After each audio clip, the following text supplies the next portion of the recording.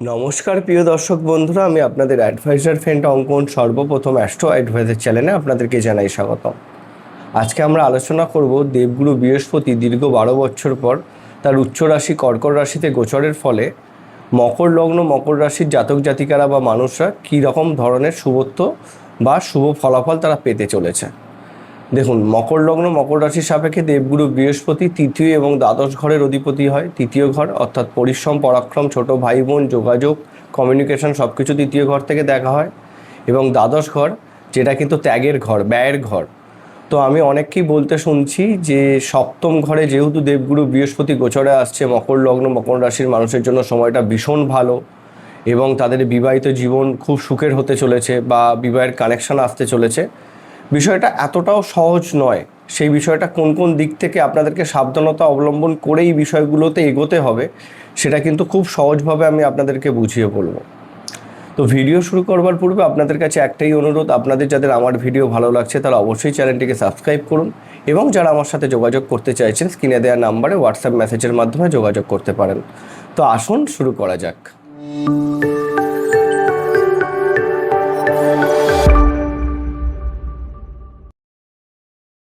তো মকর লগ্ন মকর রাশি জ্যোতিষশাস্ত্র মতে কালপুরুষের দশম ঘরের প্রতিনিধিত্ব করে কিন্তু এই মকর রাশি।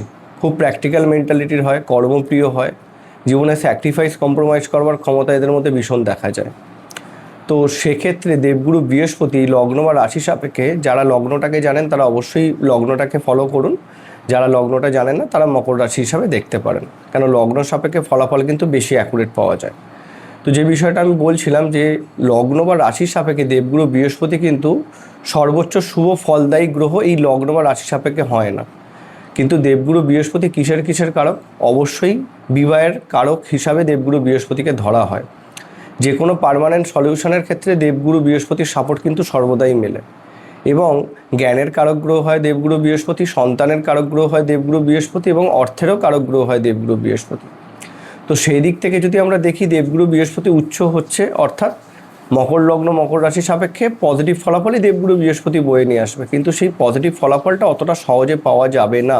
এটা হচ্ছে প্রথম বিষয়। কেন পাওয়া যাবে না? কেন? দেবগুরু বৃহস্পতি মকর লগ্ন মকর রাশি সাপেক্ষে যে দুটি ঘর পেয়েছে, দুটি কিন্তু নেগেটিভ ঘর। তো সেই হিসাবে আপনাদেরকে ভালো করে বুঝতে হবে যে সপ্তমে দেবগুরু বৃহস্পতি আসছে মানেই খুব সহজে আপনাদের বিবাহের কানেকশন আসবে এবং বিবাহ করে নিতে হবে, সেই বিষয়টা কিন্তু এতটা সহজ নয়।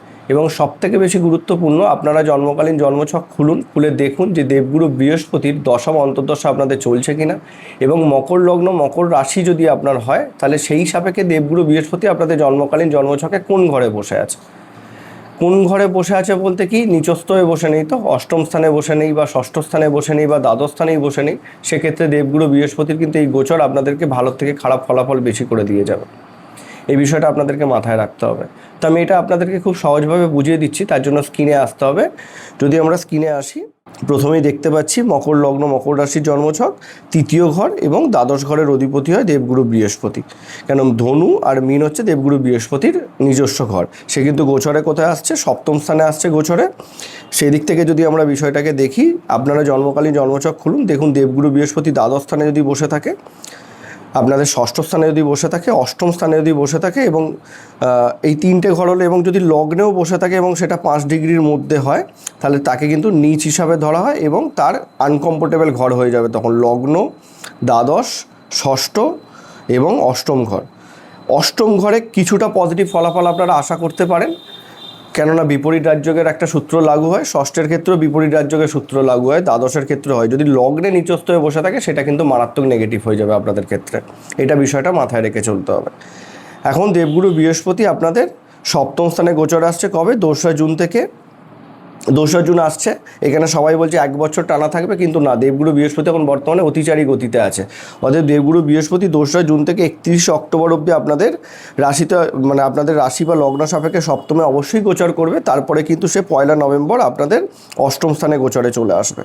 তো অষ্টম স্থানে সে কতদিন থাকবে? 1 নভেম্বর থেকে 12 ডিসেম্বর। তারপরে কিন্তু সে হয়ে যাবে বক্রী।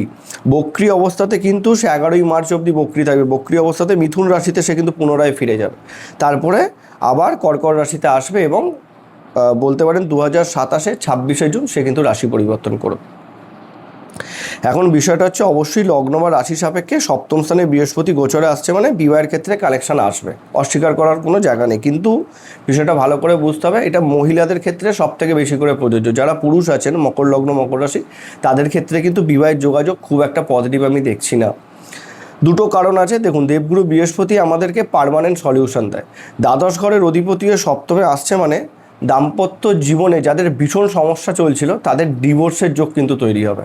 এটা আমি জোর দিয়ে আপনাদেরকে বললাম, খুব সহজে আপনারা ত্যাগ করতে পারবেন, ছাড়তে পারবেন এই সময়টাতে। যাদের দাম্পত্য জীবন খুব পজিটিভ চলছিল তাদের মধ্যে কিন্তু একটু টাফ সিচুয়েশান আসবে, দায়িত্ব কর্তব্য আপনাদের পার্টনারশিপের ক্ষেত্রে বাড়তে পারে। সেটা আপনাদের দাম্পত্য জীবনের ক্ষেত্রেও প্রযোজ্য হয়ে যাচ্ছে। হ্যাঁ, বিবাহের ক্ষেত্রে কানেকশান আসবে, কিন্তু একটা সময় আপনাদেরকে আমি বলে দিচ্ছি যে এই জায়গাটাতে দেবগুরু বৃহস্পতি এবং আপনাদের অষ্টম ঘরের অধিপতি একই সাথে আপনাদের সপ্তম স্থানে গোচর করবে। ওই সময়তে কোনো বিবাহ ঠিক যেন না করা হয়, সেটা কিন্তু আপনাদের ভবিষ্যতে ভেঙে যেতে পারে। একদম শুরুতে যদি বিষয়টা দেখি, 2রা জুন থেকে 15ই জুন অবধি যে সময়টা, সেই জায়গাটা কিন্তু বিবাহের ক্ষেত্রে বা যোগাযোগের ক্ষেত্রে খুব ভালো। আমি বলছি না বিবাহই হবে, কিন্তু বিবাহের যোগাযোগ আসবে এইটুখানি 100% বলতে পারি, কিন্তু সেই যোগাযোগটা নেগেটিভও আসতে পারে। এই বিষয়টা মাথায় রাখতে হবে। এবং 15ই জুনের পর থেকে 15ই আগস্ট যে সময়টাতে, তখন কিন্তু আপনাদের অষ্টম ঘরের অধিপতি সপ্তমে গোচর করবে বৃহস্পতিকে সাথে নিয়ে। সম্পর্ক বিচ্ছেদ যারা করতে চাইছেন তার জন্য কিন্তু এই সময়টা সব থেকে স্ট্রং সময় হবে। মানে যারা ধরুন ডিভোর্স চাইছেন তাদের ক্ষেত্রে বলছি কথাটা।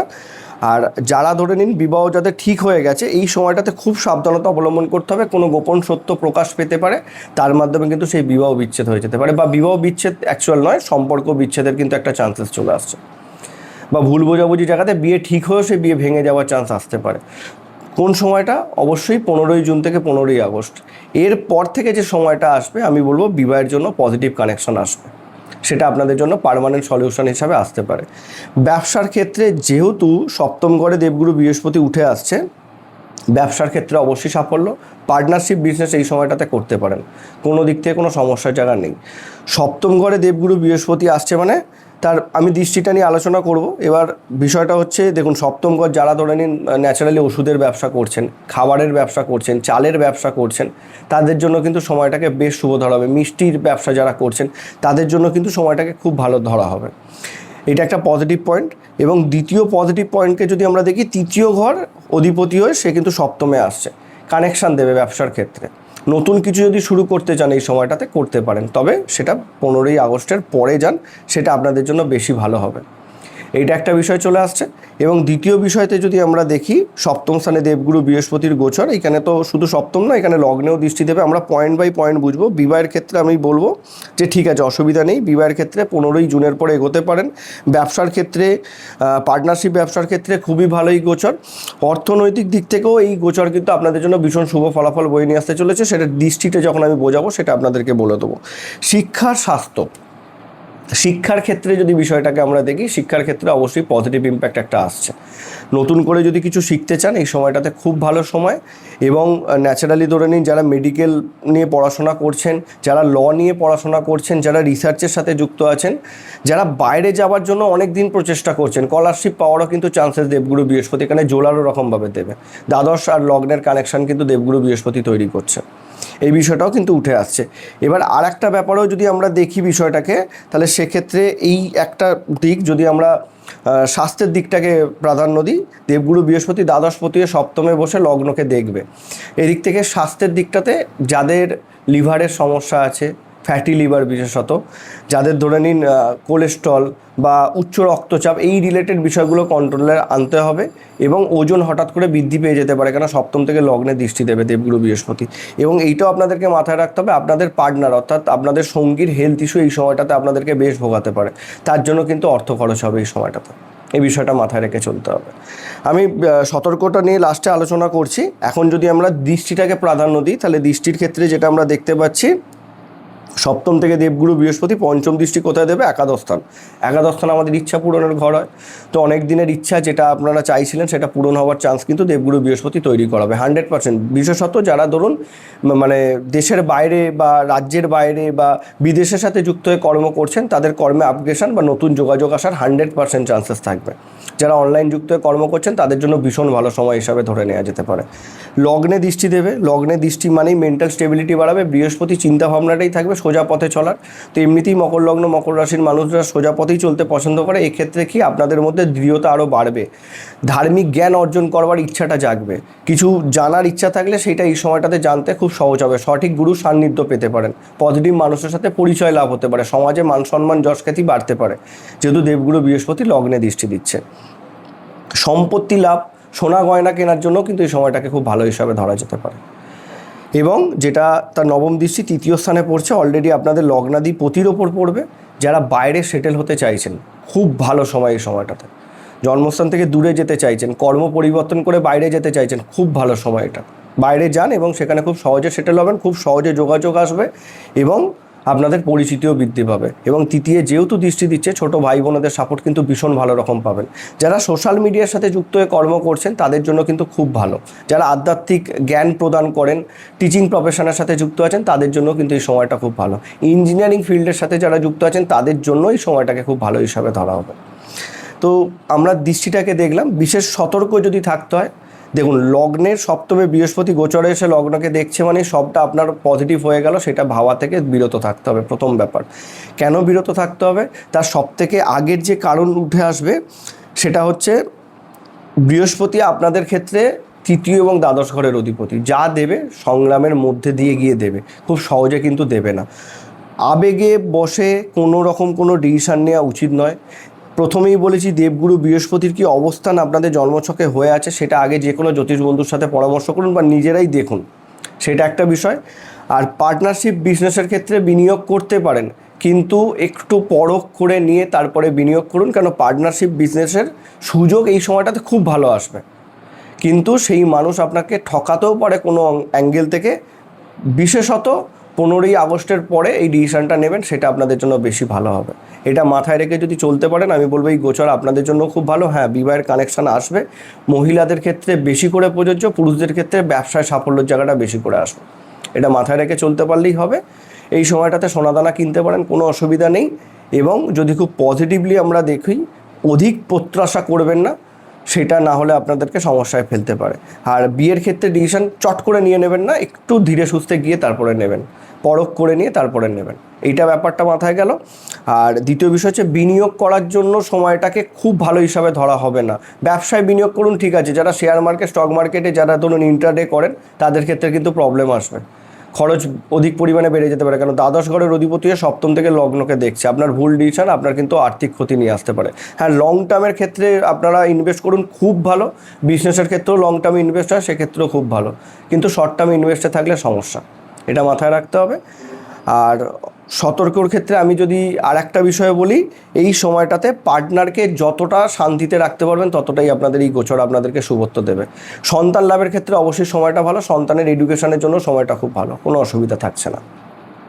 যদি রেমেডি হিসাবে আপনারা ফলো করতে চান, আপনারা অবশ্যই যদি জন্মকালীন জন্মছকে দেবগুরু বৃহস্পতি নেগেটিভ অবস্থাতে বসে থাকে, তাহলে বৃহস্পতি দেবের প্রণাম মন্ত্র পাঠ করতে পারেন, ওম হ্রিং বৃহস্পতায় নমঃ, রোজ 108 বার পাঠ করতে পারেন। যদি বৃহস্পতির দশা অন্তর্দশা চলে, তাহলে ভগবান শ্রীকৃষ্ণের অষ্টতর শতনাম রেগুলার আপনারা শুনুন বা পাঠ করুন, সেটা আপনাদের জন্য ভালো হতে পারে। আর এছাড়া আমি আপনাদেরকে যদি খুব আলাদা করে কোনো রেমেডি বলি, তাহলে এই সময়টাতে আপনারা বৃহস্পতিবার চাল স্টক করে রাখুন। মানে যেই বৃহস্পতিবারটা আপনারা পাবেন, আপনারা ধরে নিন গোটা মাসের চাল একবারে স্টক করে নিলেন। এক্ষেত্রে দেবগুরু বৃহস্পতির একটা পজিটিভ ইম্প্যাক্ট আপনাদের ওপর পড়তে পারে। বা খাবার দাবার এই সময়টাতে দান করবার কোনো প্রশ্ন আসছে না, সেটা আপনাদের কাছে থাকুক। আর দ্বিতীয় বিষয় হচ্ছে, হ্যাঁ, এই জায়গাতে আপনারা হলুদ বস্ত্র মানুষকে দান করতে পারেন। যদি ধরুন কোনো বৃদ্ধাশ্রম বা ধরে নিন কোনো যদি মিশন বা বোর্ডিংয়ে যান, সেক্ষেত্রে যদি তাদের শিক্ষা সামগ্রী দান করতে পারেন, এই সময়টাতে ভীষণ ভালো হবে আপনাদের জন্য। দ্বাদশপতি সপ্তমে বসে লগ্নে কানেকশান দিচ্ছে মানে ব্যয় করবেন, দান ধ্যানের মাধ্যমে ব্যয় করুন। সেক্ষেত্রে শিক্ষামূলক জিনিস দান করুন, খাবারে হলুদ খাবার যেগুলো হয় সেগুলো দান করুন, সেটা আপনাদের জন্য বেশি ভালো। চাল বেশি করে স্টক করুন, সেটা আপনাদের জন্য খুব ভালো এই সময়টাতে। এই ছিল আজকে আমাদের মকর লগ্ন মকর রাশি সাপেক্ষে দেবগুরু বৃহস্পতির গোচর নিয়ে আলোচনা। দেখা হচ্ছে পরবর্তী ভিডিওতে। নমস্কার।